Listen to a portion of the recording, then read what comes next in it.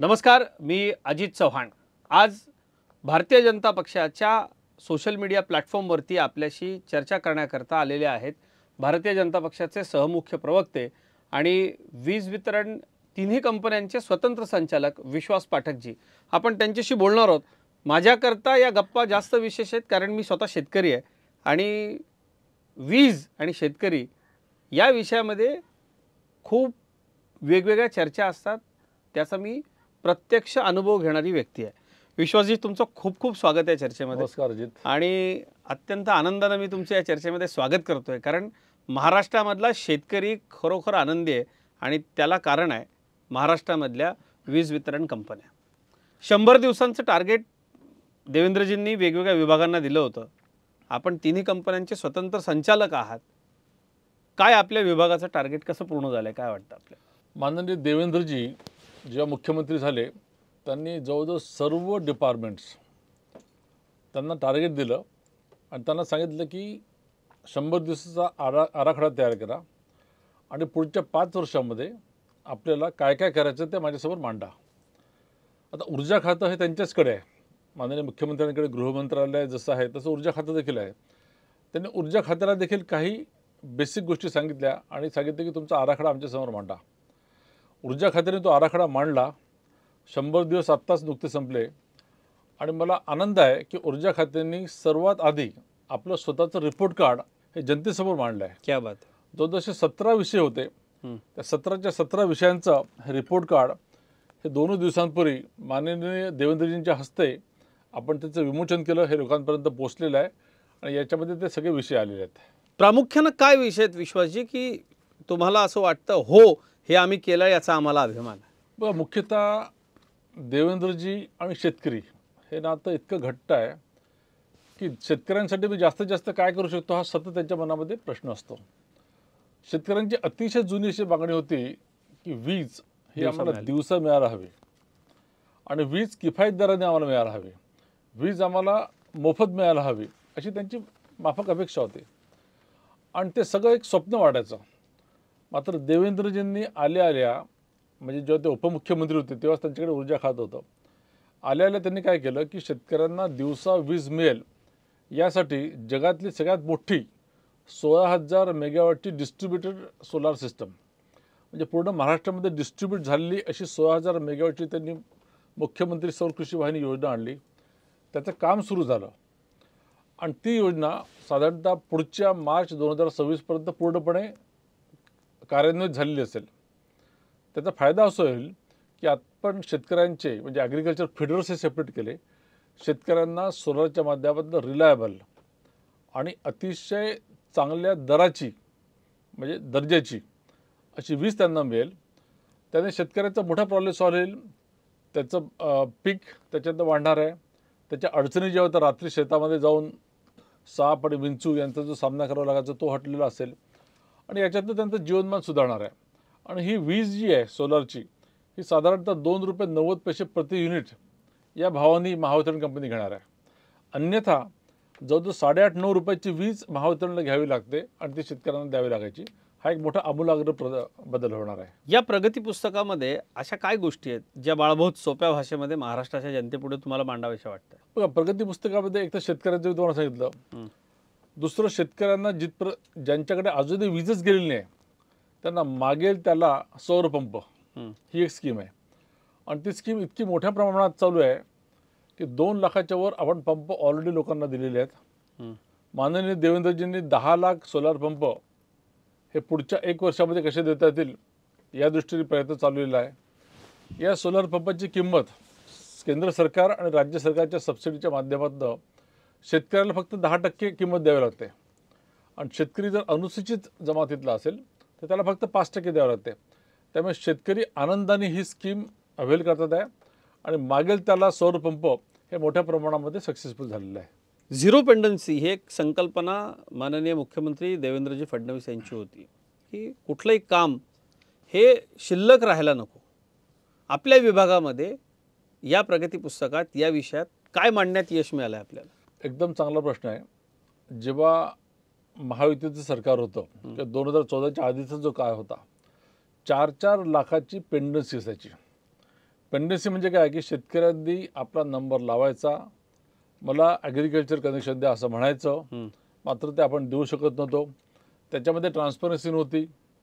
कधी पश्चिम महाराष्ट्रात जास्त लागतात आहे, विदर्भात कमी लागतात आहे, अशी ओरड व्हायची. मात्र देवेंद्रजींनी एक पोर्टल तयार केलं, ट्रान्सपरंट वेनी तयार केलं, फंड्सची पूर्ण जुळवाजुळव केली. त्यामुळे आता महाराष्ट्रातला चांद्यापासून तर बांद्यापर्यंतला कुठलेही शेतकरी त्यांनी जर हे पंप मागितले तर त्याला ते ताबडतोब पंप मिळतात. विश्वजी, याबरोबरच अर्थविषयक तुमचा अभ्यास मोठा आहे, कॉर्पोरेटमध्ये तुम्ही काम केलेलं आहे. देशाच्या आणि आंतरराष्ट्रीय पातळीवरच्या सगळ्या आर्थिक समस्यांच्या बाबतीमध्ये आम्ही कायम तुमच्याशी बोलतो. त्यामुळं निश्चित आपल्यामधल्या अर्थतज्ञाला या वर्षीच्या अर्थसंकल्पातनं काय उमगलं, विरोधकांनी तो समजून न घेताच टीका करायला सुरुवात केली असं आपल्याला वाटतं का? बघा, देवेंद्रजी पुन्हा मुख्यमंत्री झाल्यानंतर हा पहिला अर्थसंकल्प होता. आणि देवेंद्रजींनी पहिल्या दिवशी ही घोषणा केली की माननीय प्रधानमंत्री नरेंद्र मोदीजी यांचं जे स्वप्न आहे की भारताची अर्थव्यवस्था 5 ट्रिलियनवर न्यायची आहे, तर भारताची अर्थव्यवस्था 5 ट्रिलियनपर्यंत न्यायची असेल तर महाराष्ट्राचा वाटा देखील त्याच्यामध्ये मोठा आहे. हे देवेंद्रजींनी लागलीच हेरलं आणि त्याने देखील त्याला हाक दिली की महाराष्ट्र देखील तुम्हाला 1 ट्रिलियनची इकॉनॉमी देईल. मग त्या दृष्टीने काय काय आवश्यकता आहे त्या सगळ्या गोष्टी केल्या. सर्वप्रथम आर्थिक चालना जर तुम्हाला द्यायची असेल तर तुम्हाला निवेश येणं आवश्यक आहे. देवेंद्रजी स्वतः दावोसला गेले होते. गुंतवणूक जवळजवळ 16 लाख कोटीची गुंतवणूक त्यांनी आणली. आजपर्यंत महाराष्ट्राने म्हणजे देवेंद्रजीच्याच काळामध्ये जो रेकॉर्ड होता तो 5.5 लाख कोटीचा होता. आज त्यांनी तो तिपटीवर नेला. त्यामुळे गुंतवणूक जर आली तरच इकॉनॉमिक ॲक्टिव्हिटीज वाढतात हे त्यांना माहीत आहे. दुसरं, गुंतवणूक आल्यानंतर गुड गव्हर्नन्स याच्यावर त्यांनी भर दिला. 100 डेजमध्ये त्यांनी गुड गव्हर्नन्सवर देखील सगळ्यांना निर्देश दिलेले आहेत. नंतर ईज ऑफ डुईंग बिझनेस या दृष्टीने देखील त्यांनी बरेचशा नियमावली तयार केलेल्या आहे. आणि हे करत असताना गुंतवणूकदारांना ज्या प्रकारे वीज हा एक बॅकबोन आहे, त्यामुळे विजेची मागणी देखील वाढणार आहे. आज महाराष्ट्रामध्ये मुंबईसह साधारणतः पीक डिमांड ही 30,000 मेगावॅटची आहे. आणि आज आपली अर्थव्यवस्था ही 0.5 ट्रिलियनची आहे. त्याला 1 ट्रिलियनची करायची असेल आणि ढोबळमानी आपण जर बघितलं तर 60,000 मेगावॅटची विजेची क्षमता वर्धन आपल्याला करणं आवश्यक आहे. त्या दृष्टीने देखील देवेंद्रजींनी आलेल्या MOUs केले. नंतर ते पंप स्टोरेज असो, ग्रीन हायड्रोजन असो, सोलार आणि विंडचं हायब्रिड मॉडेल असो, थर्मल आणि सोलारचं हायब्रिड मॉडेल असो, अशा अनेक त्यांनी गोष्टी करून MOU करून आज आपण जवळजवळ 50,000 मेगावॅटपर्यंत आपलं प्रयोजन झालेलं आहे. आपलं पूर्ण म्हणतात की नियोजन झालेलं आहे. वीज हा उद्योगाचा कणा आहे असं आपण म्हणालात. या सगळ्यात देवेंद्रजींनी केलेले विशेष प्रयत्न महाराष्ट्राला आपण काय सांगाल की विजेच्या बाबतीत स्वयंपूर्ण झालो तर सगळ्या बाबतीत स्वयंपूर्ण हो? बघा, वीज हा अतिशय मोठा कणा आहे. हा उद्योजकांचाही आहे, सामान्य नागरिकांसाठी देखील आहे, शेतकऱ्यांसाठी देखील आहे. त्यामुळे त्यांनी प्रत्येक घटकासाठी वेगळ्या वेगळ्या योजना आणल्या. आज उद्योजकांकडनं एक अशी ओरड होती की महाराष्ट्रामध्ये वीज महाग आहे. आणि मग देवेंद्रजींनी काय केलं तर विदर्भ मराठवाड्यामध्ये मोठ्या प्रमाणामध्ये सबसिडी दिली. जवळजवळ 1,200 कोटीची आपण दर वर्षाला सबसिडी देतो. तिथले उद्योजक जास्तीत जास्त स्पर्धात्मक व्हावे म्हणून. दुसरं, महाराष्ट्र एक असं राज्य आहे, एकमेव राज्य आहे देशामधलं की जिथे 30% कन्झम्पशन हे शेतकऱ्यांचं असतं, ॲग्रिकल्चरचं आहे. आणि ॲग्रिकल्चर रिकव्हरीचा मोठा प्रॉब्लेम होता. मी जसं तुम्हाला सांगितलं की शेतकऱ्यांना आपण 9 रुपये प्रति युनिटची वीज द्यायचो किंवा देतो. आणि त्यातनं मग सबसिडी, क्रॉस सबसिडी ज्याचा भार उद्योजकांवर देखील पडायचा, तो कमी करण्याच्या दृष्टीने दिवसा सोलारच्या माध्यमातून वीज द्यायची, ज्याची किंमत सरासरी 3 रुपये असेल. त्यामुळे 9 रुपये आणि 3 रुपयामधलं हे जे अंतर आहे फार मोठा बदल आहे. याच्यातनं बदल असा होईल की उद्योजकांवर जी मोठ्या प्रमाणात क्रॉस सबसिडी होती ती कमी होईल. म्हणजे उद्योजकांचे दर कमी होतील, स्पर्धात्मक होतील. सरकारची जी सबसिडी होती ती देखील मोठ्या प्रमाणामध्ये वाचायला सुरुवात होईल. त्यामुळे अशा अनेक गोष्टी करून देवेंद्रजींनी एक अतिशय चांगली योजना महाराष्ट्रासाठी आणलेली आहे. निवडणुकीच्या आधी 5,000 देऊ, 7,000 देऊ, लाडक्या बहिणींसाठी याव करू त्याव करू असं सगळं सांगणाऱ्या लोकांचा निवडणुकीनंतर बुरखा फाटला. ज्या पद्धतीनं लाडक्या बहिणी, शेतकरी आणि बाकी इतर सगळ्यांच्यासाठी या बजेटमध्ये अत्यंत ठोस अशा पद्धतीच्या उपाययोजना करण्यात आल्या, त्याचं कसं विश्लेषण करा? मग विधानसभेच्या आधी देवेंद्रजींनी आणि महायुतीच्या सरकारने लाडक्या बहिणीसाठी 2100 रुपये प्रतिमाह आम्ही देऊ ही घोषणा केली होती. किंबहुना ती अधिवेशनाच्या आपलं इलेक्शनच्या आधीच त्याची सुरुवात देखील झाली होती. विरोधकांनी बराच ओरड केला की तुम्ही इलेक्शन नंतर देणार का? आज इलेक्शन झालं, सरकार आलं, आज जवळजवळ 4 महिने होत आलेले आहे. त्यांना अनइंटरप्टेड वेळी त्यांना ते पैसे मिळतात आहे. विरोधकांची एक अशी ओरड होती की तुम्ही याचं नियोजन कसं करणार? आता मी हेच सांगतो की देवेंद्रजींच्या नेतृत्वामध्ये अजितदादांच्या फायनान्स मिनिस्ट्रीमुळे आणि एकनाथराव शिंदेच्या सगळ्या या कल्पकतेमुळे या सरकारने त्याचं नियोजन देखील केलेलं आहे. मी जसं तुम्हाला सांगितलं की ऊर्जा क्षेत्रामध्ये 9 रुपयाची वीज 3 रुपयामध्ये आपण शेतकऱ्याला देऊ, जी ओव्हरऑल वीज कन्झम्पशनच्या 30% असते. त्याच्यामुळे सबसिडी क्रॉस सबसिडी वाचते. दुसरं की प्रत्येक गोष्ट तुम्हाला बजेटमधनंच केली पाहिजे असं नाही. अनेक गोष्टी केंद्र सरकारची मदत घेऊन त्यांच्या स्कीम्सच्या माध्यमातून बरेच डेव्हलपमेंटचे काम होतात आहे. त्यामुळे असं नियोजन केल्यानंतर ज्या ज्या वेलफेअर स्कीम्स आहेत त्या स्कीम्स हे चालणारच आहेत. शेतकऱ्यांना मोफत वीज हे मिळतच राहणार आहे. लाडक्या बहिणींना 2100 रुपये हे मिळणारच आहे. पुढे जाऊन कदाचित ते वाढ देखील होईल. त्यामुळे हे हवेत केलेल्या घोषणा नाही आहे. हे अरविंद केजरीवाल सारखं किंवा तिकडे कमलनाथने मध्य प्रदेशमध्ये फक्त घोषणा केल्या, त्यांनी लागू नाही केल्या. त्याचं खरं कारण असं की महायुतीच्या महाराष्ट्रातल्या नेत्यांची कल्पकता आणि डबल इंजिनची सरकार, केंद्र सरकारकडनं चांगल्या गोष्टींसाठी पूर्ण आपल्याला सपोर्ट मिळतो आहे. सर, मागच्या वेळेला याच प्लॅटफॉर्मवरती मी आपली मुलाखत घेतली होती. आपण शेतकऱ्यांना मोफत वीज देण्याच्या बाबतीत बोललो होतो. काय सांगाल त्याबद्दल? आज नेमकी महाराष्ट्रातली स्थिती बघा, देवेंद्रजींनी शेतकऱ्यांना मोफत वीज देण्याचं स्वप्न पाहिलं. मी ते स्वप्नच म्हणेल, कारण आजपर्यंत ते कोणाला शक्य झालेलं नव्हतं. ते स्वप्न पाहतात त्यांनी त्याचं नियोजनही केलं. म्हणजे फक्त घोषणा नाही आहे, नियोजन कसं केलं की आज महाराष्ट्रामध्ये शेतकरी 30% वीज कन्झ्युम करतात आणि या 30% विजेचा जो सरासरी प्रति युनिट दर असतो हा 8.5-9 रुपये असतो. आणि मग ती 30% विजेची रिकव्हरीचा देखील एक ऑब्व्हियस असं कारण होतं, ते येत नव्हते. मग देवेंद्रजींनी काय केलं की जेवढे शेतकरी आहे ते ॲग्रिकल्चर फिडर जे आहे त्याचं विलगीकरण केलं, सेपरेशन केलं. शेतकऱ्यांना दिवसा वीज देण्यासाठी त्यांनी सोलारची एक मुख्यमंत्री सौर कृषी वाहिनी योजना 2 अशी योजना आणली. त्या योजनेअंतर्गत संपूर्ण महाराष्ट्रामध्ये म्हणजे ही जगातली हायेस्ट म्हणजे बिगेस्ट डिस्ट्रीब्युटेड सोलर सिस्टम आहे. 16,000 मेगावॅटचं त्यांनी काम चालू केलं. मार्च 2026पर्यंत हे 16,000 मेगावॅटचं विजेचं जनरेशन सोलारच्या माध्यमातून दिवसा सुरू होईल. ते शेतकऱ्यांना मिळेल आणि ते शेतकऱ्यांना मिळाल्यामुळे सरकारने त्यांना जे मोफत वीज देण्याचं स्वप्न पाहिलं होतं ते पूर्ण होईल. कारण 9 रुपये - 3 रुपये हे 6 रुपये आहे.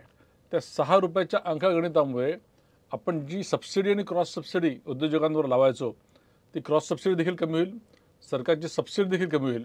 आणि जेव्हा अशा प्रकारची सबसिडी कमी होते तेव्हा सरकार ज्या ज्या वेलफेअरच्या योजना आणतात त्या योजना त्या पूर्णपणे फुलफिल करू शकतात.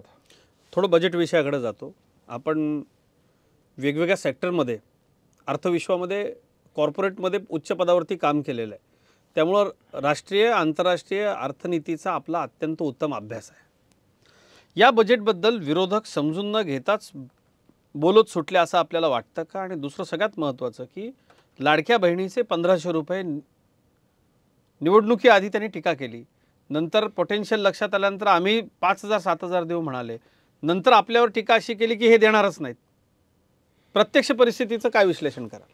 बघा, अर्थनीती माननीय मोदीजी 2014 पासून आले तेव्हापासून आपण एक लाईन घेतलेली आहे. त्याच्या आधी भारतीय जनता पार्टीवर असं एक दोषारोपण व्हायचं की तुमच्याकडे अर्थशास्त्र कळतंच कोणाला, कारण एकीकडे मनमोहन सिंग, चिदंबरम, इतर मंडळी. मात्र मोदीजींनी लोकांची नाळ समजून घेतली, अडचणी समजून घेतल्या आणि 2014ला आपली अर्थव्यवस्था ही 2 ट्रिलियन US डॉलरची होती. आज ती 4 ट्रिलियनची झालेली आहे आणि ती लवकरच 5 ट्रिलियनची होणार आहे. क्या बात. म्हणजे जे ठरवलं आहे ते मोदीजींनी केलं आहे आणि त्याच पावलावर त्यांच्याच मार्गदर्शनाखाली महाराष्ट्र देखील काम करत आहे. देवेंद्रजींनी देखील त्यांच्या 5 ट्रिलियनच्या हाकेला म्हणजे सपोर्ट करून आपली अर्थव्यवस्था 0.5 ट्रिलियनवरनं 1 ट्रिलियनवर न्यायची याचं त्यांनी पण केलेलं आहे आणि त्या दृष्टीने त्यांनी सगळे प्रयत्न सुरू केलेले आहे. त्यामुळे आपण या माध्यमातनं जसं लाडक्या बहिणीसाठी आपण 1500 रुपये प्रति महिना देऊ असं म्हटलं होतं, ते खरं तर इलेक्शनच्या आधीच सुरू झालं. विरोधकांनी असं म्हटलं की तुम्ही ती इलेक्शन नंतर बंद करून इलेक्शन टाकाल. जुमलं आहे, नंतर तुम्ही बंद कराल. ती आधीच चालू आहे, ती पुढे चालू राहणार आहे. ती पुढे एवढ्यासाठी चालू राहणार आहे कारण या सरकारने त्याचं नियोजन केलं आहे. जसं तुम्हाला मी विजेच्या सबसिडी आणि क्रॉस सबसिडीमधनं वाचणारे पैसे सांगतो आहे, त्याचप्रमाणे दुसरं की अनेक गोष्टी बजेटमधनंच केल्या पाहिजे असं काही नाही. केंद्राशी जर तुमचे चांगले संबंध असले, मोदीजींना जर तुमच्या योजना आवडल्या, तुम्ही त्यांना कन्व्हिन्स केलं, तर केंद्र तुम्हाला बऱ्याच गोष्टीमध्ये पैसे देतं. आज इन्फ्रास्ट्रक्चर डेव्हलपमेंटमध्ये केंद्र तुम्हाला पैसे देत आहे. घराघरात नल से जल त्यांच्या माध्यमातून येतात आहे. घराघरामध्ये वीज कनेक्शन त्यांच्या माध्यमातून येतात आहे. त्यामुळे एक सौहार्दाचं जर वातावरण राहिलं तर डबल इंजिनचं सरकार काय करू शकतं हे महाराष्ट्र आता अनुभवत आहे. एक खूप महत्त्वाचा प्रश्न पाठकजी मी आपल्याला विचारतो. विरोधक असा प्रचार करतात की सरकारला कर्जबाजारी करून टाकलंय. वेगवेगळ्या योजना ज्या आहेत त्या योजनांचे पैसे शेवटी इथल्याच बाजारात खर्च होणार आहे, त्यांना अर्थव्यवस्था वाढणार आहे. या सगळ्याचं एक अर्थतज्ञ म्हणून कसं विश्लेषण कराल आणि विरोधकांचा हा प्रचार खोटा आहे हे कसं सांगता येईल आपल्याला? बघा, आपण जेव्हा पैसे खर्च करतो तर जसं आपण एखाद्या घराचं उदाहरण घेऊ. एखादी व्यक्ती दारू पिण्यावर जर पैसे खर्च करत असेल तर त्याच्यातून तुम्हाला उत्पन्न काही मिळणार नाही. पण तुम्ही कन्स्ट्रक्टिव्हली केलं, समजा एखादं घर विकत घेतलं, दुकान विकत घेतलं, त्या भाड्याने दिलं, तर तुम्हाला ते रिटर्न्स मिळतात. देवेंद्रजींचं जे सरकार आहे ते नेमकं पैसे अशाच ठिकाणी गुंतवत आहे ज्याच्या माध्यमातून रिटर्न्स मिळणार आहे. GSTचं कलेक्शन वाढणार आहे, टॅक्सेसचं कलेक्शन वाढणार आहे, रोजगार निर्माण होणार आहे. त्यामुळे कन्स्ट्रक्टिव्ह वेनी याचं इन्व्हेस्टमेंट चालू आहे. त्यामुळे आणि मग कर्जबाजारी वगैरे हा जो प्रकार आहे, मी तुम्हाला सांगतो की पूर्ण जागतिक स्तरावर सगळ्या इकॉनॉमीज बघा, ज्याला आपण एक्सपेंडिचर इकॉनॉमी म्हणतो, तुमचे खर्च हे तुमच्या इन्कमपेक्षा जर जास्त राहिले तर तुमचं इन्कमचा स्रोत आपोआप वाढवण्याचा प्रयत्न सुरू होतो. म्हणून फिस्कल डेफिसिट हे असतंच, ते भारताची अर्थव्यवस्था असो की जगाची असो. आता कर्ज घेणं हे काय पाप आहे का? ते पाप आहे जर तुम्ही ते दारू पिण्यासाठी वापरत असाल तर, अय्याशी करणार असाल तर. मात्र तुम्ही वेलफेअरसाठी, लोकांच्या वेलफेअरसाठी, इन्फ्रास्ट्रक्चरसाठी करणार असाल तर अजिबात चूक नाही आहे. आणि शेवटी कर्ज घेण्याच्या काही रेशो आहेत किंवा मर्यादा आहेत. त्या रेशोप्रमाणे आपण टोटल आपला जो GDP आहे त्याच्या 25% आत आहेत का ते महत्त्वाचं आहे. आज आपण फक्त 17% आहे. आपण अमेरिकेची जर अर्थव्यवस्था बघितली तर ते दुपटीने त्यांनी कर्ज घेतलेलं आहे. त्यामुळे कर्ज घेणं हे पाप नाही आहे. ते कर्ज घेतल्यानंतर तुम्ही त्याचा विनियोग कसा करताय हे जास्त महत्त्वाचं आहे. विश्वासजी, महाराष्ट्र निर्विवादपणे देशामध्ये उद्योगात नंबर 1 आहे. मधल्या काळात तो खाली गेला होता, पण देवेंद्र फडणवीसजींनी पुन्हा एकदा महाराष्ट्राला नंबर 1 वरती आणलं. या बजेटमध्ये उद्योगांकरता काय मिळालं आहे? महाराष्ट्रातले उद्योग किती सक्षम होणार आहेत? बघा, उद्योगांमध्ये 2019पर्यंत जेव्हा देवेंद्रजी होते तेव्हा महाराष्ट्र नंबर 1 होता. परकीय थेट गुंतवणूक महाराष्ट्रामध्ये सगळ्यात जास्त होते. नंतर मग उद्धव ठाकरेंचं सरकार आलं, घरातून ते सरकार मॅनेज होत होतं. आपला नंबर 4था-5वा झाला, म्हणजे गुजरात, तामिळनाडू, राजस्थानच्या मागे चालला गेला. देवेंद्रजी परत आले, परत त्यांनी पॉलिसी तयार केल्या. आज आपण बघितलं तर फॉरेन डायरेक्ट इन्व्हेस्टमेंट, परकीय थेट गुंतवणुकीमध्ये महाराष्ट्र परत नंबर 1 आला. एवढंच नाही तर देशाच्या टोटल FDI पैकी 30% केवळ महाराष्ट्रामध्ये येत आहे. आणि यावर्षीचे जे आकडे आपण बघितले डिसेंबरपर्यंतचे, तर डिसेंबरपर्यंत जी परकीय थेट गुंतवणूक आली ही 9 महिन्याची, ही मागच्या वर्षीच्या 12 महिन्यापेक्षा देखील जास्त आहे. हे का शक्य होत आहे? कारण सरकारने ज्या काही पॉलिसीज केल्या, सरकार ज्याप्रमाणे ईज ऑफ गव्हर्नन्स आणि उद्योजकांना ज्या ज्या गोष्टी हव्या त्या देत आहे आणि ज्या प्रकारे एक आश्वस्त करणारं नेतृत्व महाराष्ट्राला लाभलेलं आहे तिघांच्या रूपाने, अजितदादा पवार, एकनाथराव शिंदे आणि देवेंद्रजी, त्यामुळे होत आहे. आणि मग यांना ज्या ज्या गोष्टी, विजेची आवश्यकता असेल वीज उपलब्ध करून दिली जाते, जमिनीची उपलब्धता करून देते आहे. जसं मी 16,000 मेगावॅटचं मुख्यमंत्री सौर कृषी वाहिनी योजनेचं जर म्हटलं तर सरकारने सरकारी जमीन उपलब्ध करून दिली. जवळजवळ 30,000 एकर जमीन त्याला कामात आलेली आहे. त्यामुळे तुमच्यामध्ये जर प्रामाणिकपणा असेल, कल्पकता असेल, तर या गोष्टी सगळ्या शक्य होतात. विश्वासची एक गोष्ट देवेंद्रजी कायम सांगतात किंवा या सरकारचा श्वास राहिला आहे, ध्यास राहिला आहे, तो म्हणजे इन्फ्रास्ट्रक्चरचा अधिकाधिक विकास झाला पाहिजे. काय या बजेटमध्ये दिसतं इन्फ्रास्ट्रक्चरसाठी आणि किती हे महत्त्वाचं आहे आणि सरकारचं धोरण या बाबतीतलं काय आहे? बघा, इन्फ्रास्ट्रक्चरच्या दृष्टीने केंद्र सरकारने देखील बजेटमध्ये भरपूर मोठ्या प्रमाणामध्ये प्रावधान केलेलं आहे. या सरकारने देखील शेतकऱ्यांसाठी, मग ते शेततळे असो, मी तुम्हाला सोलार पंपाचं जे म्हटलं ते असो, विजेच्या बाबतीत असो, पाण्याच्या बाबतीत असो, नदी जोडण्या प्रकल्प हा एक मोठा इन्फ्रास्ट्रक्चरचाच प्रोजेक्ट आहे. ज्या दिवशी या नदी सगळ्या नद्या जोडल्या जातील, हे देवेंद्रजींचं स्वप्न आहे. त्यानंतर एक नवीन नदीच पूर्ण निर्माण होणार आहे. थोडं त्याबद्दल या मुलाखतीत विस्तृत बोलायला पाहिजे तुम्ही. तर त्याच्यामधलं सिंचनाचे सगळे प्रॉब्लेम सॉल्व्ह होणार आहे. जिथे जिथे पाण्याची समस्या होती तिथे पाणी जाणार आहे. आणि वैनगंगा, पैनगंगा पासून जे काही पाणी आपण आणतो खालपर्यंत, ते पाणी पूर्ण महाराष्ट्रामध्ये पोहोचणार आहे. आणि जेव्हा शेतकऱ्यांची प्रोडक्टिव्हिटी वाढेल, शेतकऱ्यांचे प्रश्न आणि बघा, देवेंद्रजी नेहमी विचार करताना आयसोलेशनमध्ये डिसिजन घेत नाही. पाण्याचा प्रश्न सोडवत आहे, विजेचा प्रश्न सोडवत आहे, आर्थिक मदत देतात आहे, पीक विमा योजना देखील आहे. अशा अनेक गोष्टींवर ते शेतकऱ्यांना मदत करतात आहे. याचा लाभ आपल्या महाराष्ट्राला आणि शेतकऱ्यांना होणार आहे. विश्वासजी, एक गोष्ट या सरकारची आहे की हे सरकार टेक्नॉलॉजीला प्राधान्य देणारं सरकार आहे असं आपण सातत्यानं पाहतो. आपण व्यक्तिगत पातळीवरती टेक्नॉलॉजीच्या वापराकरता अत्यंत आग्रही असतात. तसंच आपले नेते देवेंद्रजी सुद्धा नवनवीन टेक्नॉलॉजी यावी याकरता प्रयत्नशील असतात. महाराष्ट्र शासन स्तरावरती याकरता काय करते, आपण कसं पाहता? टेक्नॉलॉजीमध्ये AI बेस्ड टेक्नॉलॉजीला मोठ्या प्रमाणावर देवेंद्रजी चालना देतात आहे. या इंडस्ट्रीजमध्ये मोठ्या प्रमाणामध्ये इन्व्हेस्टमेंट होते आहे. आज 16 लाख कोटीचं जे इन्व्हेस्टमेंट झालं आहे डावोसमध्ये, त्याच्यामध्ये AI बेस्ड देखील इन्व्हेस्टमेंट होणार आहे. स्टार्टअपला प्रोत्साहन देत आहे. तरुण पोरं नवीन टेक्नॉलॉजीचा वापर करून अनेक गोष्टी महाराष्ट्रामध्ये आणतात आहे. जसं आता परत मी विजेच्या क्षेत्रामध्ये असल्यामुळे सांगू इच्छितो की इथे देखील आम्ही टेक्नॉलॉजीचा पूर्ण वापर करतो आहे. आज महाराष्ट्रातले जेवढे सबस्टेशन्स आहेत, त्या सबस्टेशनचं हेल्थ चेकअप, मॉनिटरिंग इथे बसल्या आमच्या इथे बांद्राच्या ऑफिसमध्ये होत आहे. तर अशा अनेक योजना आहे, जिथे टेक्नॉलॉजीचा उपयोग करता येईल तिथे आपण हे टेक्नॉलॉजीचा उपयोग करतो आहे. विश्वासजी, या विषयामध्ये, वीज या विषयामध्ये आता आपण दीर्घकाळ काम करताय, मागच्या सरकारमध्ये देखील आपण होतं. काय विजन आहे महाराष्ट्राचे मुख्यमंत्री देवेंद्र फडणवीसांचं? त्यांचं विजन एकच आहे, 1 ट्रिलियनची इकॉनॉमी करणं. 1 ट्रिलियनच्या इकॉनॉमीसाठी जे काही आपल्याला सपोर्टिव्ह विजेचे प्रश्न सोडवावे लागतील ते सोडवायचे आहे. आज आपली विजेची मागणी 30,000 मेगावॅट आहे महाराष्ट्राची. ती आपली इकॉनॉमी 1 ट्रिलियन झाली तर किती होईल? साधारणतः 60,000 मेगावॅटची येईल. 60,000 मेगावॅटच्या साठी त्यांनी मोठ्या प्रमाणामध्ये MOU केले आहे, पॉवर पर्चेस ॲग्रीमेंट केले आहे.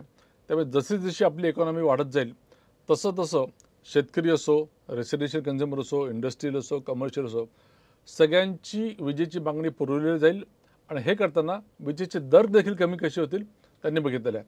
आज मी आपल्याला सांगू इच्छितो की महाराष्ट्रामध्ये पहिल्यांदा MERCकडे, रेग्युलेटरी कमिशनकडे आम्ही याचना केलेली आहे, याचिका दिलेली आहे की आम्हाला पुढच्या 5 वर्षामध्ये विजेचे दर कमी करण्याची परवानगी द्या.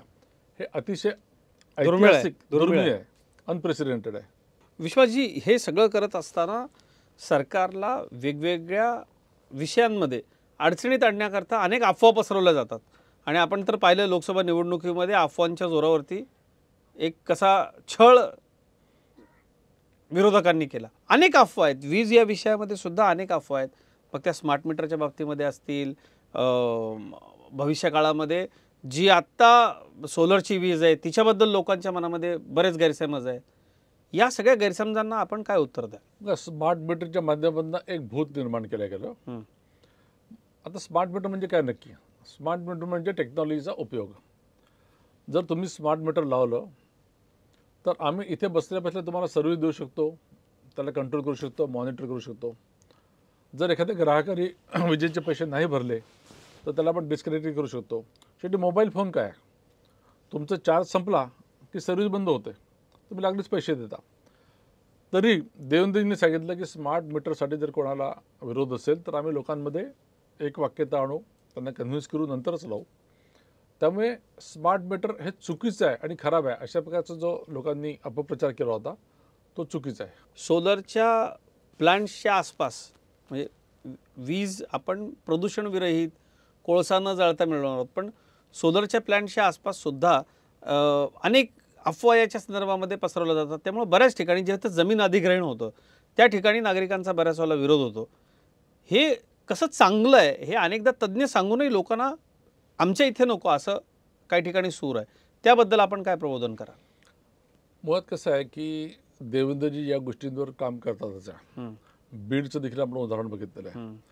अनेकदा काय असतं की काही ब्रोकर्स हे इन्व्हॉल्व होतात आणि त्यांचीच जमीन प्रकल्पासाठी घ्यावे हा आग्रह धरतात. आता शेवटी प्रकल्प टाकणारा हा तो त्याची बॅलन्स शीट बघत राहतो. जिथे त्याला जमीन म्हणजे सुटेबल आहे आणि ज्याचे दर कमी आहे तिकडे तो जमीन घेणार.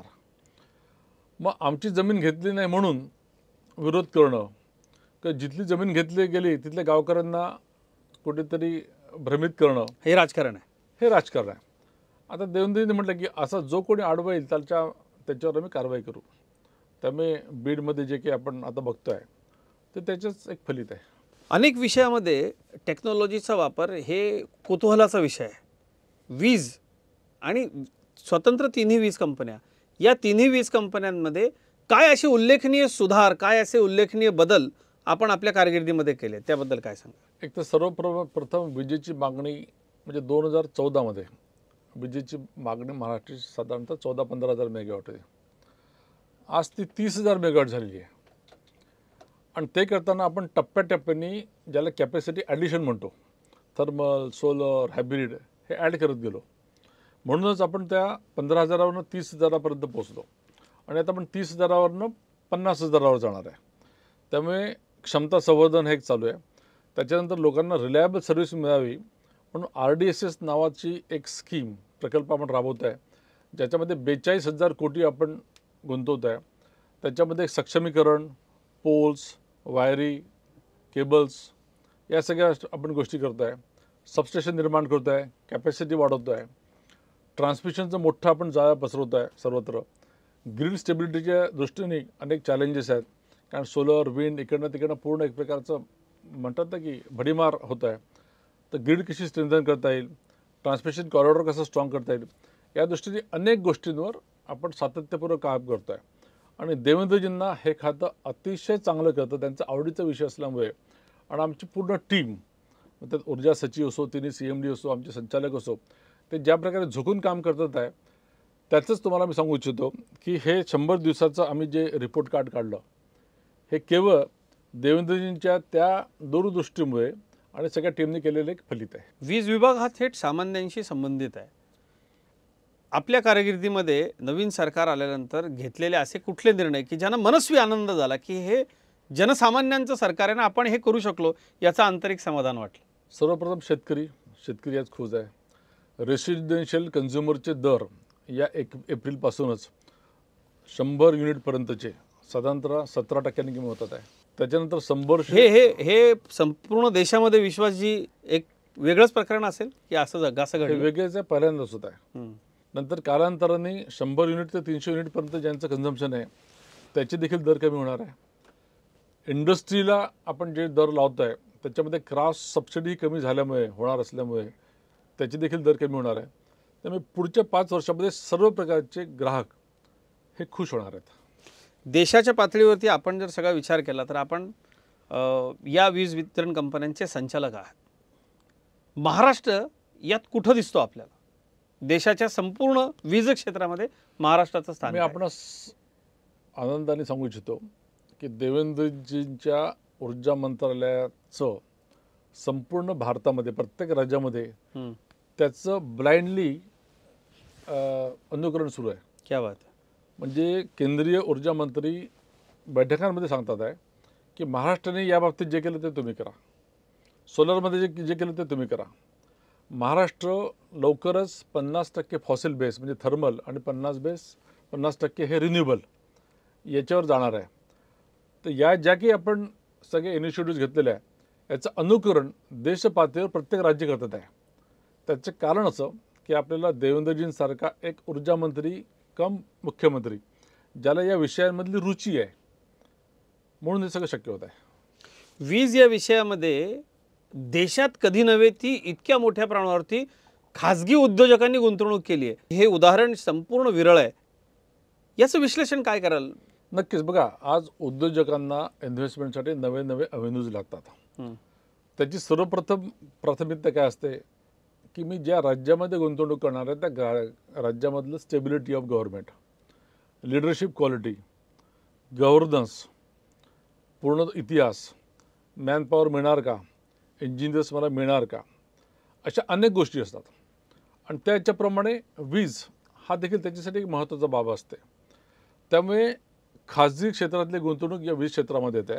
मी परत सांगतो की 16,000 मेगावॉटचं जे डिस्ट्रीब्युटेड सोलार आम्ही जनरेशन करणार आहे, त्याच्यात जवळजवळ 30,000 कोटीची इन्व्हेस्टमेंट होते.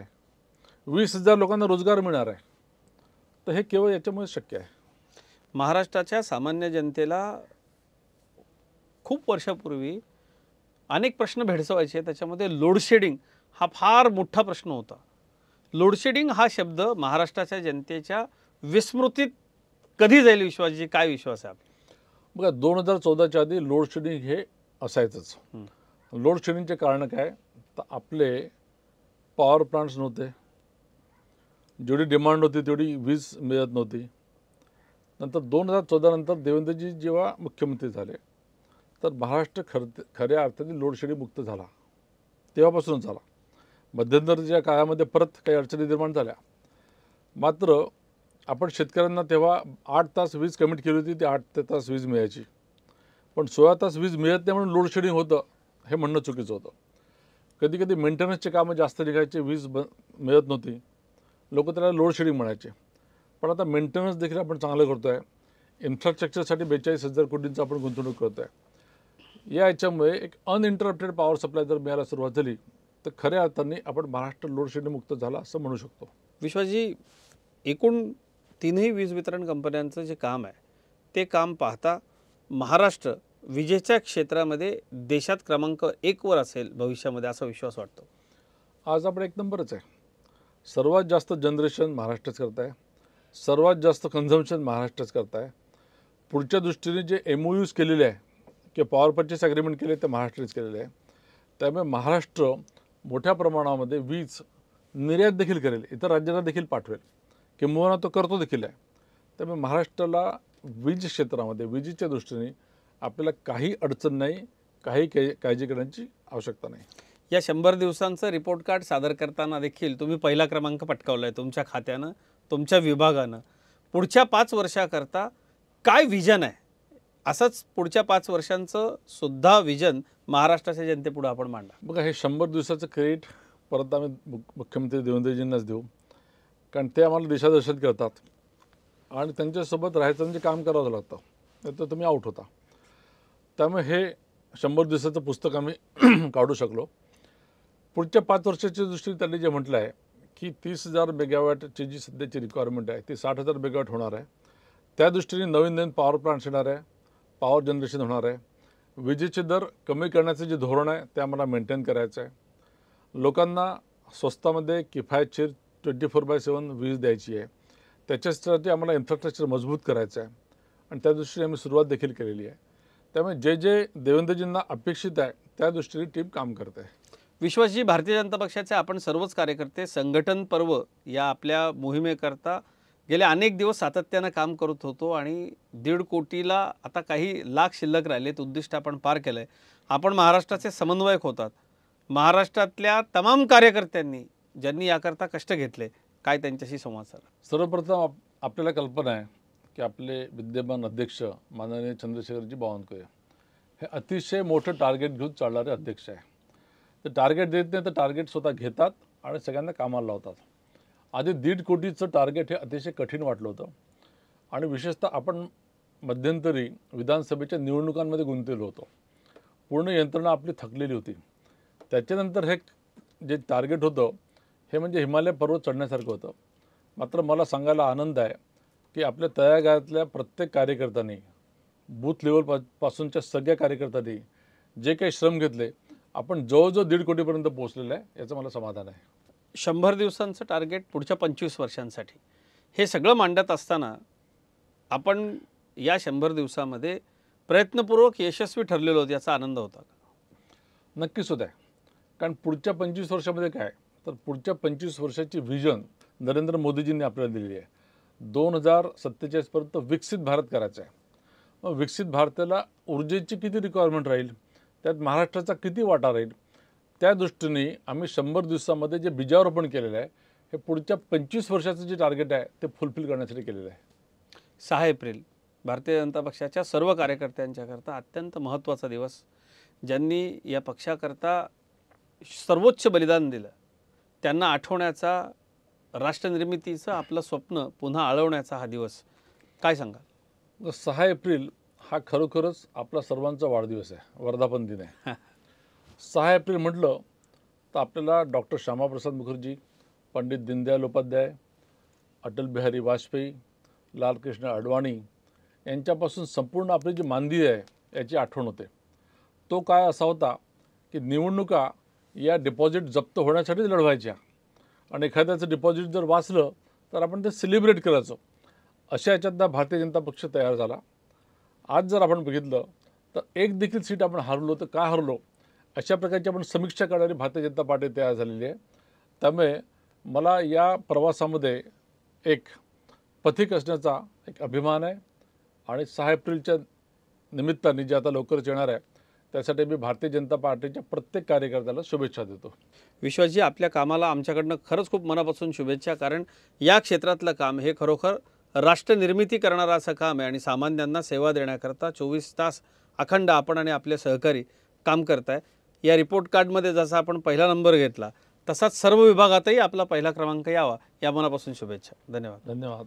हे होते भारतीय जनता पक्षाचे सहमुख्य प्रवक्ते आणि तीनही वीज वितरण कंपन्यांचे स्वतंत्र संचालक विश्वास पाठक. त्यांनी पहिला क्रमांक पटकावून 100 दिवसांचा आपलं रिपोर्ट कार्ड महाराष्ट्राच्या जनतेसमोर सादर केलं आहे. या चर्चेमध्ये इतकंच. धन्यवाद.